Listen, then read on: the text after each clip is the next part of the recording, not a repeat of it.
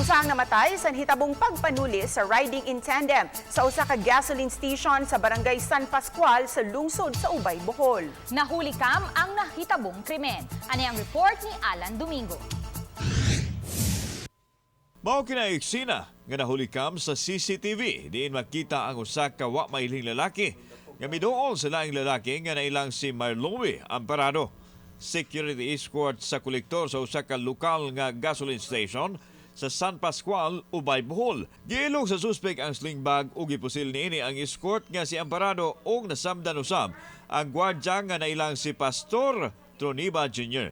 Nakasakiyo ang tulisan og 390,000 pesos nga kwarta gikan sa nasong gasoline station. Suma ni Bohol Police Provincial Director Colonel Lorenzo Batuan, planado ang lihok sa tulisan. Kung nakita medyo planado na nahibalan nila ang mga lihok sa katong biktima. Padan giimbestigahan ang pagpanulis, hinuon adunay persons of interest ang kapulisan. Samtang nimando ang Pangulo sa PRO7 nga sulbaron dayon ang nahitabong krimen. The instruction of our regional director is to make sure that the perpetrators will be arrested immediately. There is now a manhunt operation against the suspect. Ni pahimangno usab ang PRO7 sa publiko nga magmabinantayon ug makigalayon sa kapulisan aron dili mabiktima sa krimen. Kauban si Clover Lumayag ug Rod Prado. Ako si Alan Domingo.